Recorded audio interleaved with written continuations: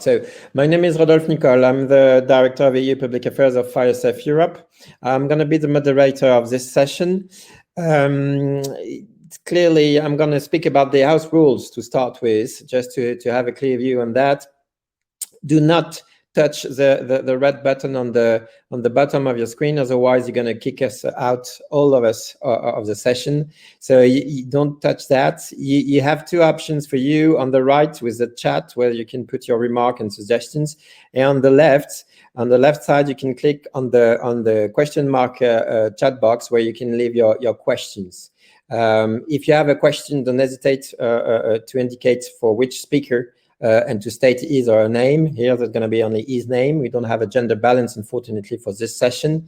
If you want to exit the session, click on the return to lobby button on the top right, and you're going to be right into the lobby without kicking anyone else out from this session.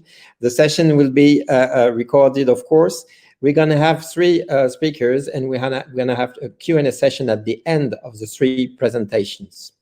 That's it, I think, for the House rules. Regarding the name of the session in itself, I'm super happy to have not only one but two former firefighters with us and one president of a national association.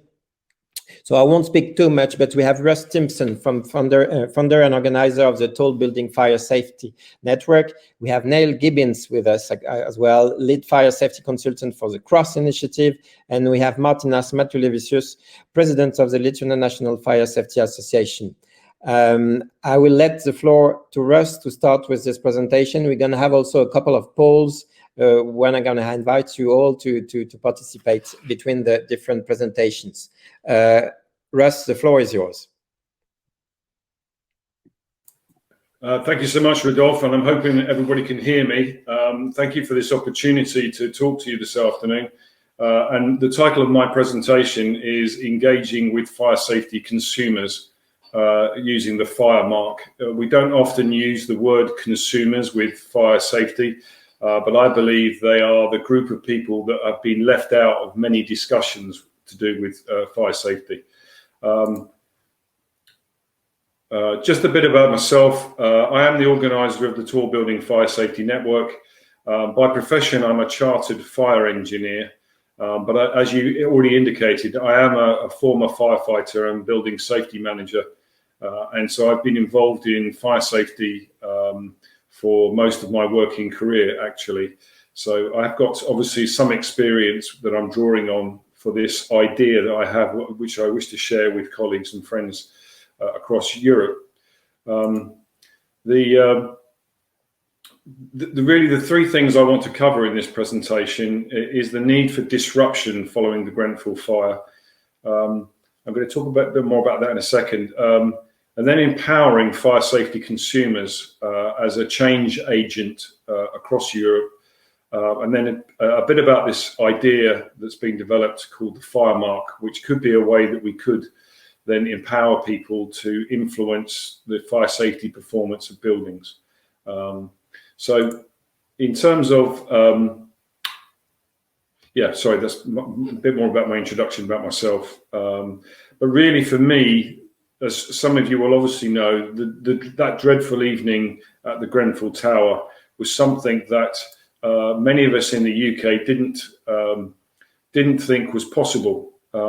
So this awful photograph is something that really, for me, is what motivates me to try and make some changes, because we never thought this was possible in England, the UK. And this was a shock to everybody. We didn't think in the 21st century that this type of tragedy could happen. But many of us in the fire industry were nervous that because we'd had many years of declining fire losses, that we, to some degree, and it's sad for me to say this, we have become complacent. And when you become complacent, a number of hazards will accumulate, and then you can have one of these very large incidents, which we had. So following this, and having been involved with a number of other fires, I was thinking about about what change could be made, and it really led me to think about the need for disruption. Now, I used the term disruption as a way of saying that we have to try and stop following the normal path when there's a serious fire. As I've indicated there, when a serious fire happens and people die, there's a routine process of outcry, mourning, investigation, recommendations, and then a return to normality. And I really think that that process needs to be disrupted, and excuse me, and a new route taken to reduce the risk of fires in buildings. Personally, I think that the established processes, they take far too long. It's 4 years now since the Grenfell Tower, and we still have a public inquiry that's going on. Generally, it involves people with a vested interests.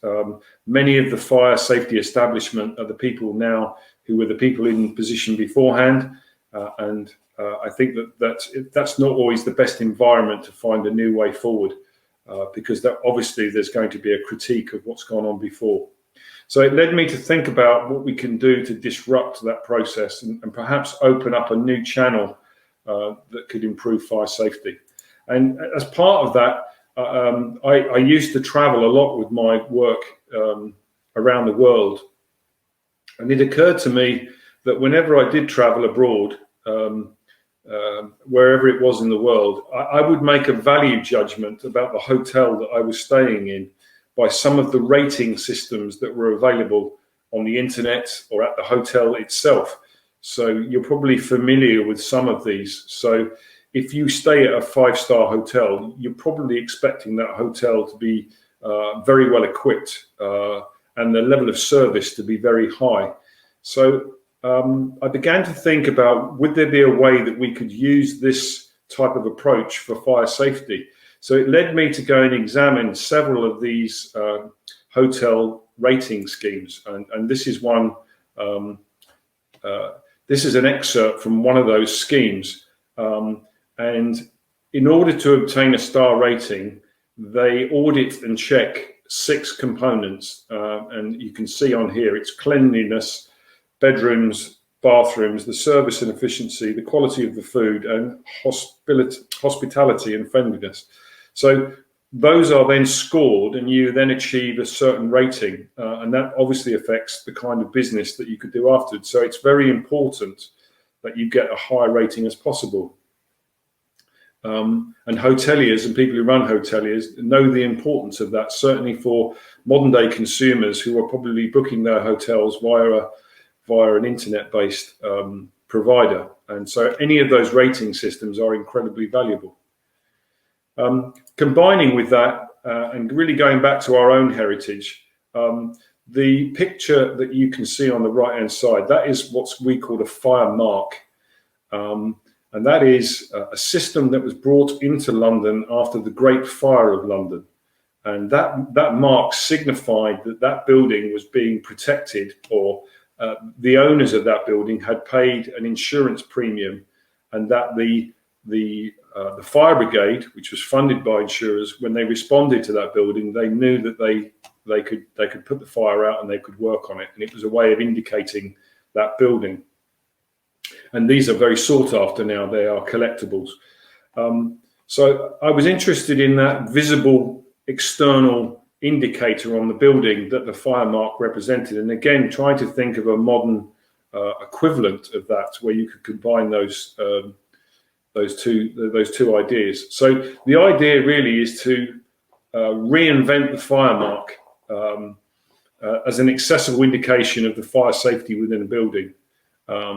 It really would act as, if you will, a fire safety boilerplate, and it would indicate to the consumers in a very accessible way the level of fire safety information about the building. I would hope that initially, and probably it's my intent, if anybody thinks it's a good idea, that the scheme would be completely voluntary. So there would be no regulation compulsion in order to do this, but people would see the benefit of it because some consumers would be interested in the level of fire safety. So I then started looking at other visual indicators that consumers might use. So you may be familiar with this, which is the energy efficiency rating, which is used on all kinds of products and including properties. to let you know how energy efficient a building is. And I think that's made a big change to the way consumers make choices. But really the exemplar for me was this scheme. This is a scheme in the UK that has driven up standards in food hygiene. So pretty much any restaurant, hotel, or anywhere serving food will be displaying one of these in the window of its restaurant. And it really indicates to consumers the level of food hygiene, food preparation that that restaurant has achieved. So again, if you walk around pretty much any high street in the UK and you look in the window of a restaurant, you'll see a number of signs and stickers and things, but you will see one of these food hygiene ratings. And you can see on this one that this restaurant has achieved a level 5, which is very good, which is the highest rating. So if I was a consumer, I would be reassured that the level of food hygiene in this restaurant was very good. So what I wanted to do is then, taking all of those kind of ideas, is amalgamate them into a new fire safety rating for fire. And here it is. It's an idea. It's called the Fire Safety Mark, and it will be displayed in public areas of a building. And it's based on this rating system of 1 to 5. Because it's fire, we've used triangles because triangles is synonymous with fire. Anybody that's done any fire training will be familiar with the triangle of fire. It will be date stamped. So at a glance, you could walk in and you could see the level of fire safety in the building. And then from that, you could make a decision. So if you were booking a hotel, if your children were going to university and they were staying in halls of residence, or any other type of public assembly building, you would be able to look at this and hopefully become more educated about the level of risk. Now, it's not necessary that all buildings would need to be level 5. Very small, simple buildings would probably only need to achieve level 2 or 3 in order to be safe. But at least it starts a dialogue and a discussion. So the kind of information that the fire mark would contain, the year of the assessment, what the fire mark rating is. And we think for typically large, tall, complex buildings that this would be reassessed on a yearly basis. So you would be able to see again very quickly whether or not the fire mark was in date for test. The fire safety tactics scores. So rather like the scheme I already showed you, there would be a scoring system, and that would be based on a number of what I call fire safety tactics. The scope of the assessment is the building in question or parts of the building. The competency of the assessor, so we know that the person doing this must be competent. The contact name and details of the building fire safety person and where to get more information. And very importantly for us, a QR code, a simple way that you can access higher levels of information if you wanted to. So a QR code, as you can see here. So the abiding principles of the idea is that it's completely voluntary. It must be easily verifiable. It's designed to inform occupants with regard to fire safety. For people making fire risk assessments, they must have a proportionate competency for the building in question. So these are the tactics that the scoring system is based upon: prevention, detection and alarm, escape, containment, firefighting, and resilience. Very, very similar to the principles of the internationally agreed now fire principles. But just to give you an idea for some of these, in order to get the scoring for the prevention tactic, in order to get 1, you'd have to have a document that detailed your fire safety promises, as I call them, or a policy. To get to a 2, you need to have completed a fire risk assessment. 3, you need to do the first 2 as well, but you have to have records of daily and monthly, weekly checks. 4 is everybody needs to be in date for their fire safety training. And 5, that the whole system has been audited by a competent person on an annual basis. I won't go through all of the scoring schemes because there isn't enough time here. You can go onto our website, www.tallbuildingfiresafety.com, and there are more details on there. So what I would just like to say is if you support the concept, please get in touch. We are looking for buildings to trial the fire mark, so also please get in touch. And if you are free and available, please come to our conference in London next year, where we'll be officially launching the Firemark. And I think that's the end of my presentation. Thank you so much for listening. Thank you very, very much, Russ, for this super project. Definitely, FireSafe Europe will continue to support you, and we will communicate on the different opportunities to follow the official launch, of course, but also the different activities. We're going to be in touch. You're also a wonderful speaker, because I gave you a slot and you completely respected that. So I'm going to continue to be really dictatorial with the two other speakers. No more than 15 minutes if you want to have a Q&A session at the end. Now, I would like to have to propose you a first poll that our technical support will put here. What do you think are the priority actors to work with to develop useful and reliable data? Insurance, local authorities, firefighter, police, building developers. So I invite you to give your point and to submit. We heard from the different sessions that data was really the key point for a lot of people, and it's definitely a good discussion to have. We also know that some of those stakeholders could have some data. Are they compatible, reliable, of good quality? This is another topic, but at least gathering the existing ones could be a good stuff to do.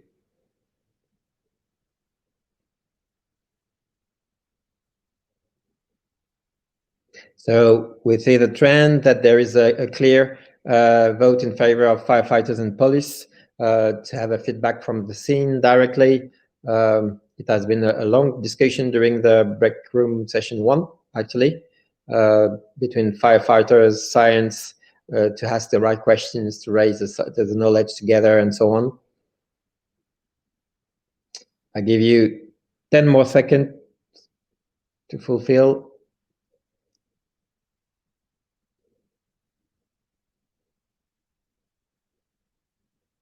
I think we can close it. Thank you. I would like to give the floor now to our second speaker, also a former firefighter. So Neil, the floor is yours. Thank you. Thank you, Rodolphe, and thanks to everyone for joining this room this afternoon. Neil Gibbins, former firefighter, and for most of my career, very heavily involved in fire prevention, fire protection, and enforcement. But more recently, I've become involved in a project that has really motivated me, and I think hits many of the points that have been raised in this rather special presentation today, where we care. Cross, what I'm going to tell you about shortly, definitely cares, and we're about fire safety awareness. So I'm going to talk to you about a project that's sponsored by the UK government, that was started by structural engineers and is now available in the UK and other parts of the world to help share fire safety information with experts and those who need to know about it. Cross collaborative reporting for safer structures is a confidential reporting process, and I'm going to tell you where you can find the information and how you can report information. And a quick heads up, at some point later, you might like to have your smartphone handy. I'm going to put up a QR code, and I'd really like you to flash your phone at it and register to receive updates from Cross. So, about Cross. In 1976, sometime after a major disaster in England, the structural safety community got together under the title of a Standing Committee on Structural Safety. In 2005, they recognised that it would be very helpful if structural engineers had got somewhere to go when they'd seen issues that concerned them, but they wanted to report them confidentially. In 2021, we expanded the confidential reporting on structural safety to create collaborative reporting for safer structures. There are 3 organisations involved in supporting that project. That's the Institution of Structural Engineers, the Institution of Civil Engineers, and the Institution of Fire Engineers. At the outset of Cross, the HSE were heavily involved as well. CROSS is an international network. It was started and founded in the UK, but we have expert panels operating in the USA and in Australasia. Our technical structure is we have our board, we have 2 separate panels, one for fire, one for structural expertise, and the delivery team, of which I'm part. Our expert panel members, the people that we trust with the analysis of reports that come through, represent the great and good of the structures world and the fire world in the UK and in the countries of which they're receiving and processing reports regarding. We're not alone. We're not the only safety system. Dame Judith Hackett recommended that CROSS be expanded to cover fire safety and that it be strengthened. And we've done that by providing a new website and database. But as the new building safety regulator is developing in the UK, there will be other reporting systems set up, some legally through the building safety bill that's passing through Parliament, particularly a mandatory occurrence reporting system that will apply to the buildings that are covered by the new regulator. There will be a resident's voice, and there will be the opportunity for whistleblowing through to professional bodies and accreditation bodies. CROSS sits at the side of that. It is aimed at those in industry who identify issues, but it will feed information into the building safety regulator to help it fulfill its function as the responsible body for wider building safety. So how and what to report? What's CROSS all about? It was copied from the American aviation system, the ASRS. They'd engaged NASA to help them design a system whereby pilots and other people in the aviation world in the USA, when they saw things go wrong, they needed somewhere to go with it. We receive reports, we provide anonymity, but we don't accept anonymous reports. The designated people, of which I'm one of the 4, we will look at every report that comes in and contact the reporter where necessary to establish what is being supplied is what it says on the paper, and perhaps ask extra questions. We anonymize the report, we de-identify the report, so the name of the person and any recognizable feature of the building or the project is removed. We then share that base report with an expert panel.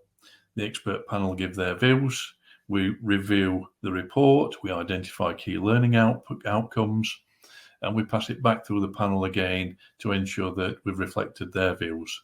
We take legal advice. We have a volunteer from the legal world who checks every report that we process.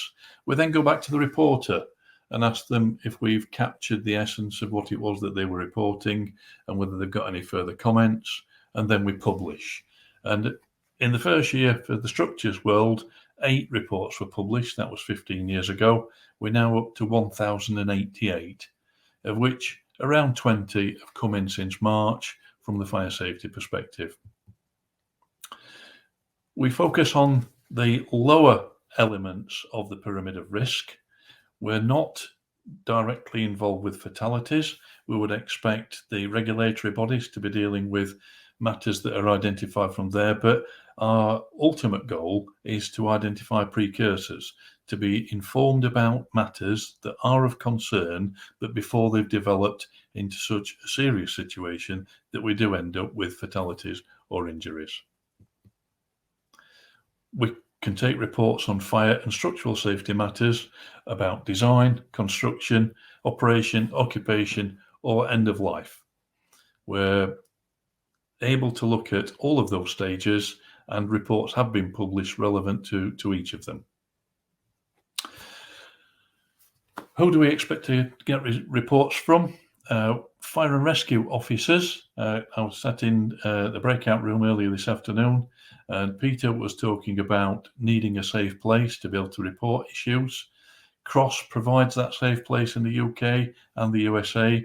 We have a senior officer from the National Fire Chiefs Council amongst our expert panel, and we have very good relations with the National Fire Chiefs working groups on fire investigation and on enforcement or public protection.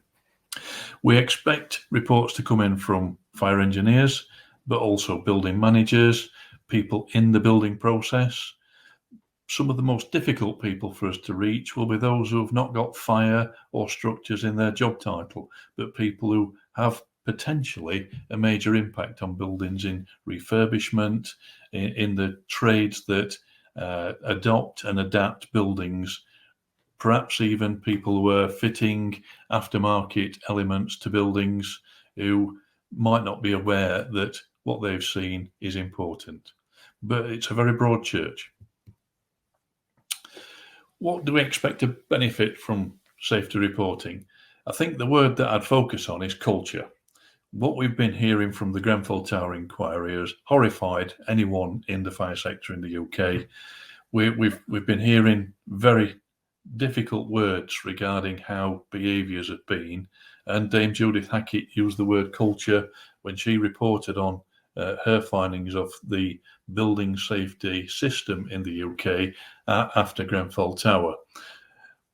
In a good culture, we would expect people who employ people to encourage them to report issues that are identified to a body like Cross, and we'd expect people within the sector to feel confident that they can raise these issues, they can raise matters of concern, they can report events, and they can talk to someone to check that their learning will not just stay with them, that it will go to others.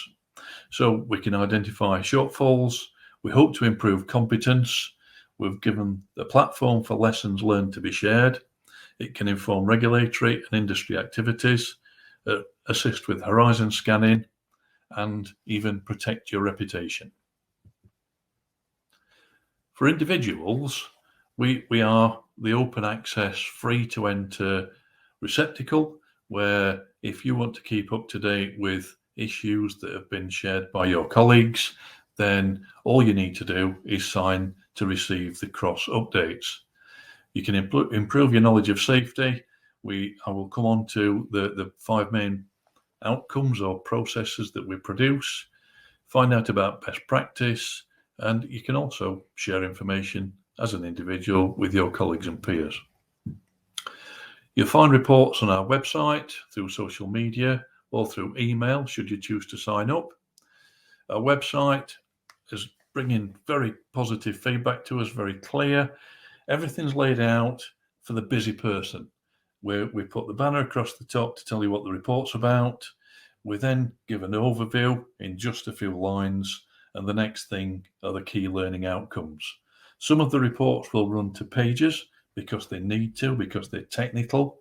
Others will just be a couple of pages, but you will know when you look at the front page whether it's for you or not. That's the website. Social media, we have a content and engagement manager, and if you follow us on LinkedIn, you will see regular updates and prompts for reports that have been published, or links to matters that are happening in the world that have already been identified by Cross reports. And we have email. If you choose to subscribe to our newsletter and pick which part of the world you want to receive information about, whether you want structures and fire, or just structures or just fire, the choice is yours. We will not be filling you with spam. We will just send you things that we think you will find interesting and relevant to your life. We provide information through 5 different routes. Generally, we're better known for our safety reports. So generally, someone will report a matter to Cross. We will analyse it and go through to publish a report. We also have alerts where something is discovered around the world and we feel that the community should be aware of it on an urgent basis. We have feature articles where we will write in greater depth, relevant to the issues brought up at the head of this conference. Cross-laminate timber in multi-storey buildings chimes with many people, I'm sure, and hopefully reflects it certainly reflects the feelings of our expert panel at this time. We have theme pages. We're currently running a theme page on the climate emergency, very timely. And we will signpost third-party content. We've not done too much of that yet. However, it's developing, and there is certainly a page being published regarding aerated concrete that's causing quite a stir in the structures community. The Grenfell Tower fire, as Russ said before me, terrible wake-up call for all of us in the UK. We've moved forward because of that. We have expanded Cross. In the process of expanding Cross, we've discovered that we've had reports regarding major safety defects in a hospital. We've had fires in multi-storey car parks. I've already mentioned the CLT paper that's published. Glazing design, horizontal barriers. These are just examples of some of the matters that have been reported to Cross, all at various levels and of interest to various people across the profession, but all treated in the same way, with confidentiality, with due reverence, and with the care of a high-profile expert panel to analyse them. Fire compartmentation detailing issues, a regular thing that's coming through the door nowadays. Composite deck boards in a common access balcony flat situation, really serious matter of concern, where the means of escape and means of access for firefighters made of plastic deck boards. I would imagine most people on this call would recognise the dangers arising from that. Fire safety over green walls. I skipped over that. I'm very conscious of time. This is the part where I want you to get your smartphones out. Hopefully, if you're focusing close enough, we've got a QR code with the Cross logo in the centre. If you've got time, please come back to this if you've not got time at the moment, but scan this and make your choices and sign up to Cross. It costs nothing. And if you do see something that you think you should be sharing, we would very much like to receive your reports. It's going to take some time for Cross to become established for fire, but I will do all I can to take opportunities like this to speak to people like you, to let you know what the system is, how it works. It's UK, USA and Australasia at the moment, but we would very much like to see this being a global initiative. Your report would make a difference. There's questions at the end of this session. I think that's my session completed. Thank you, Rodolphe. Very much, Neil, for a very interesting presentation. We really do appreciate this initiative, and we can see clearly the outcome from such a tragedy and the post-Grenfell.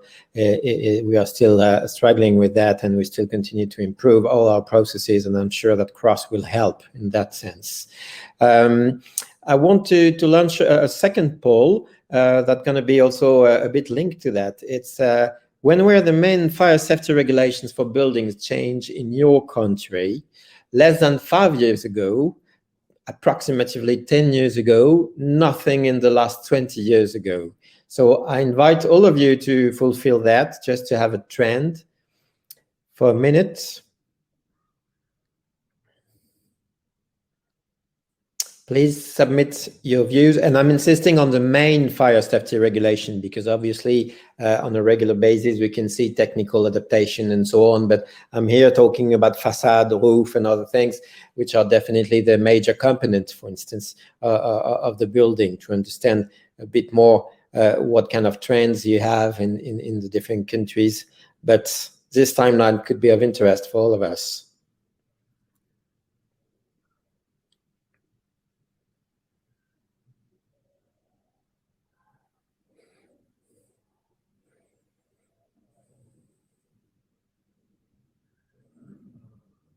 I give you 10 seconds more. Please vote. It seems that we have between 5 years and 10 years. So recently, most of the time just after a tragedy, which is a pity in my point of view, and I'm sure for all of us. 5 seconds more. Okay, thank you. I think we can close that. We have a clear trend. Now, I would like to give the floor to Martynas from Lithuania, knowing that the point of this session was definitely to be inspired by a real concrete initiative from the ground. And I think the two previous speakers were very clear on how dynamic and what could be their goals. And we really liked also the approach by Martynas. We have identified Martynas through the community. So this is why we are super happy to have him with us, and I'll let you the floor, Martynas. Yeah, thank you very much. Thank you very much, Rodolphe. Good afternoon, dear colleagues. Thank you for having me. While listening to Mr. Russ Timpson's presentation, I just thought that my topic will probably be a very good continuation of this topic. I fully agree with him about this kind of a fire mark. There's a lack of such a sign. And I hope that my presentation will show you, well, one good example, one tool which could be a good tool to achieve that.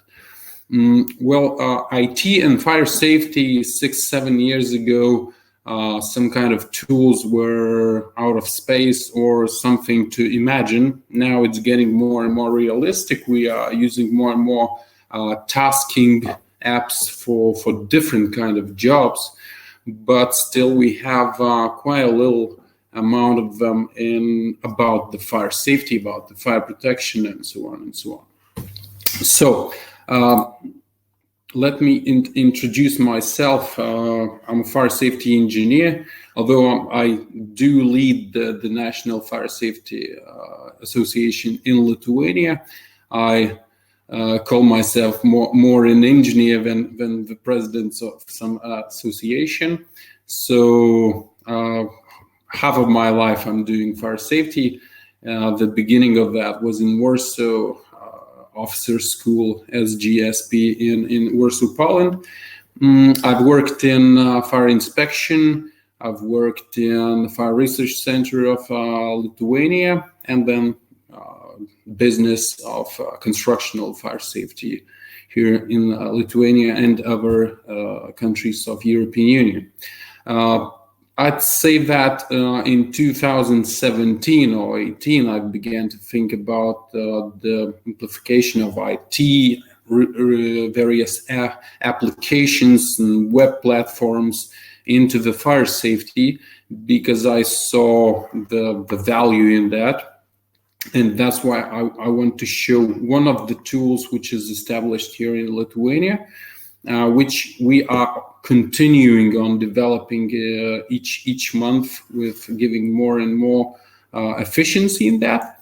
So let me just show you one of them. It's called Fogo Einpix. We've made it on an existing task redirectional tool. And first of all, I'll tell you the main ideas, the main problematics. Why was it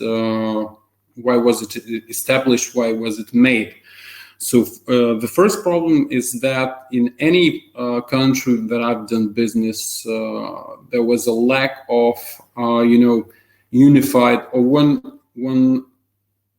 universal, let's say, app for fire prevention control units, I mean the national fire departments, or one app or one tool for fire risk assessment to gather the intel on basically the fire safety situation in the country. So this is about analytics and statistics, but if we talk, let's say, about the main issues, it began from a very social problem.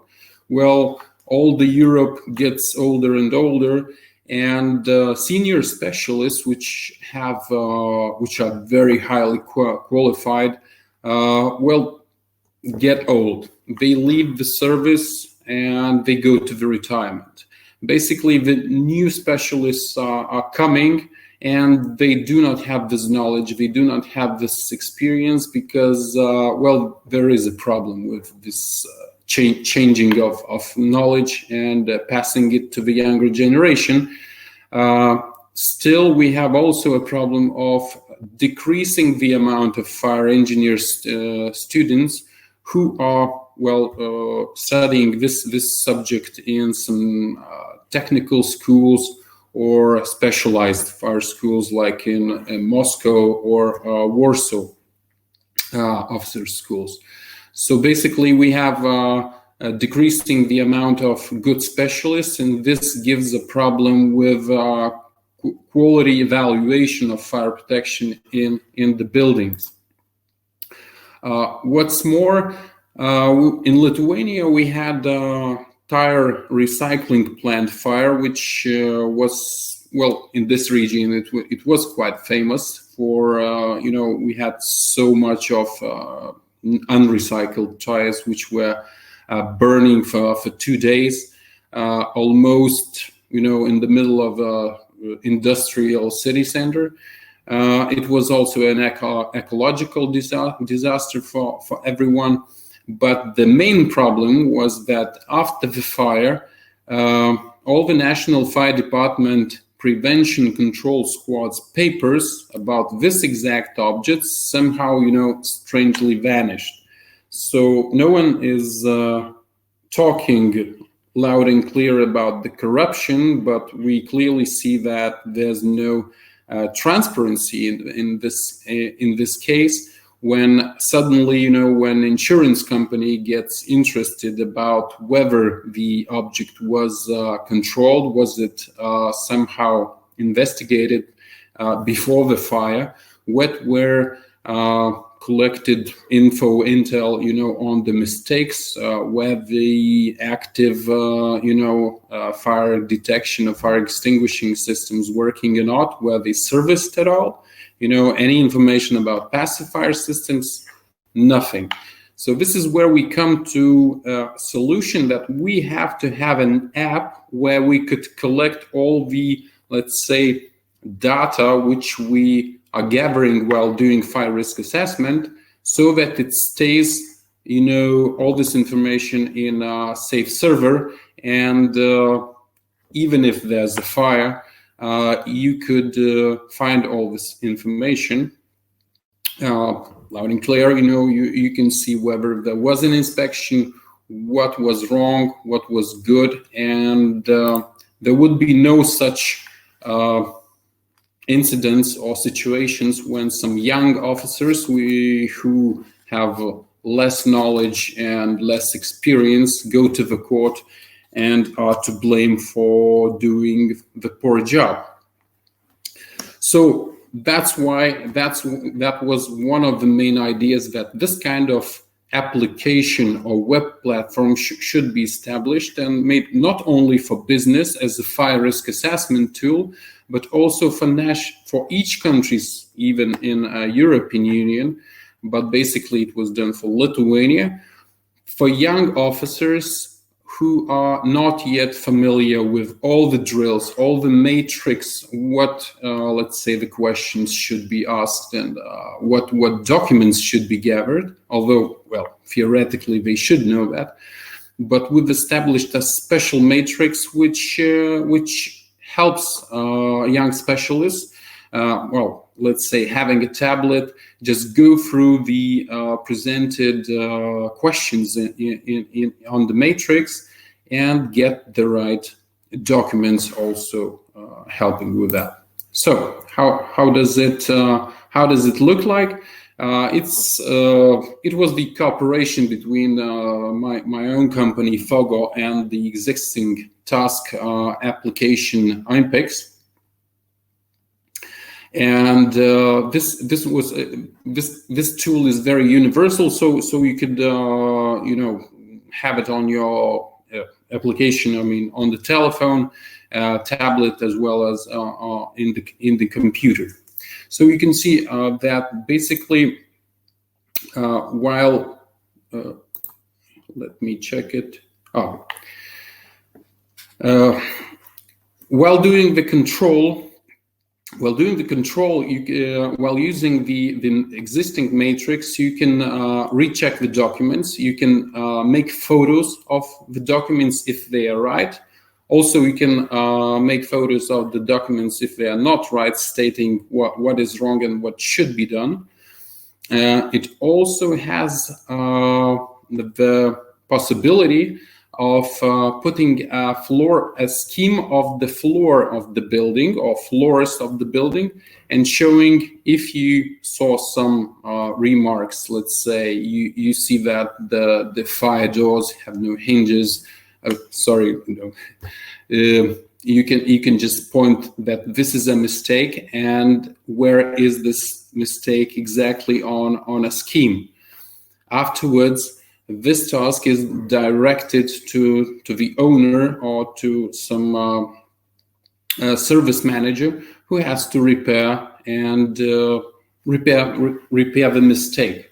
So what is good about it, that the increasing work for a fire safety inspector allows him not to come back to the same object where he was doing the fire risk assessment. This shows that when you give a task to anybody, let's say to repair, some fire detection issues, or recheck or service, smoke exhaust system, or to change the extinguishers, after all, you give a task on the application for some service manager. And afterwards, you just have to see if the task was done or not. Because while doing the task, the service manager also makes photos, also gives the required documents, which are safely stored in archives and cannot be changed. So in this case, if any fire occurs after the inspection, the documents are safe on some Microsoft server as we have it now. And any insurance companies or national fire departments or some prosecution organizations, police, can recheck what was done and who is to blame if there's anything lost or any casualties made. Martynas, I can give you 2 more minutes. Thank you very much. I'm actually ending, because now I'll just show you basic, off topic, how the app looks like. So you can see that, all those topics can be fixed. You can put on the schemes, you can put on the photos, you can make remarks on the photos so that all the problematics would be seen. And here you can see the stages of the tasks, if those tasks are important or not important, how long they should, how long can you do the term of executing that. And of course, you can see the analytics. So you can also make a national, analytics for all of that. So feel free to contact us if at all this topic is valuable, if it's if you see value in that, and we can cooperate and make even or specify this app for your needs also. So thank you very much. That's the end of my presentations. Very much, Martynas. It's a superb example of how the technology can help, how we can turn the things the right way to improve fire safety in building. It's now time for our Q&A session. So I invite you all to address your questions into the question box on the left sidebar, on the black sidebar, if you have any. I saw also a lot of comments into the chat, especially about the nature of and the quality of the reporting coming from firefighters, how to develop that to help them or to complement those reporting. That could be a good question for Neil to explain a bit how the cross initiative in a nutshell will help also firefighters to improve perhaps their reporting, but also to be in touch with other stakeholders. Can you give us a bit of an idea from that, Neil, please?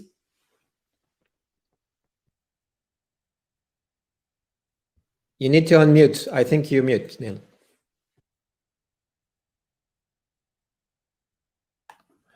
Needed to press 2 buttons. That's far too difficult at this time of day. Yes, we are quite different to the structural world. The fire service have a close relationship with the fire engineering community. And what we're keen to see is that there's a flow of information both ways. The UK have created national operational guidance, and that needs to be influenced by being kept up to date by developing issues. And we expect CROSS to have a route into the National Fire Chiefs Council to share that information. But we also see that fire investigations carried out by local authority firefighters might throw up information that should be shared with CROSS, that can be correlated by CROSS and help build a bigger picture and feed into standards makers and designers. Thank you. Thank you, Neil, for your answer. Unfortunately, Russ just told me that he has to leave earlier than expected, and he hoped to be back. But because I see that we have a question for him, but let you know that all the questions will be answered. I know Russ is there. He's there. So he made the promise and is back. So thank you very much, Russ, for that. Okay, no problem. I have a question for you. Do you intend to consider the fire mark in terms of renovation of residential building and houses? Sorry, can you just repeat the question? Sure. Do you intend to consider the fire mark in terms of renovation of residential buildings and houses? Well, initially, I think in order to trial it, we're going to try and identify a particular band of buildings. So, for colleagues outside of the UK, we've now identified what we call higher risk buildings. So we'll probably be starting to trial it on those buildings first. But after that, then yes, I think the scope is open to use it on any building. I mean, the end vision for me would be if you went onto a mapping app like Google Maps, that you could, as you hover over certain buildings, then it gives you certain pieces of information, and one of them could be the fire mark score. And also if you go to what I would like to happen is if you go to TripAdvisor, that as well as getting all the other information that you may have on a hotel, that you would get a fire mark score. But that's an aspiration. That's what I'd like to work towards as an idea. Yeah, it is a great one, actually. I really like that one. You explained that to me a few months ago, and I was really seduced by that. Martynas, perhaps a question for you as well regarding your application. Do you think, what could be the potential regarding the geographic coverage? Do you think that we can develop such an application for different countries? Because we have heard a lot that, of course, fire safety regulations are driven at national levels most of the time. So you need to adapt to the national standards and regulations. How this could work? Well, it's possible. It's really no problem. At the moment, I'm working on adapting the fire stopping application, let's say tuning of application to Icelandic rules for fire stopping, as well as we've done this kind of thing for fire risk assessment for Lithuania and Latvia. I really don't see a problem of doing it for France or Italy, because the main issue, I think, the main issues in fire safety and fire engineering. Well, this is the same language. As we've done some training courses in Icelandic, we can see that engineering is the same. It's just the language is different. So I really see possibility, and I seek possibilities for doing this in different European Union or other countries. No, you're right. Thank you for your answer. Same law of physics and same materials a bit everywhere. So most of the times we have different kind of regulations, because this is really the topic at the end. I don't know if we have any other comments or questions from the audience to address to our speakers. I'll let you a few seconds left for that. I'm checking on the different chat box and the chat.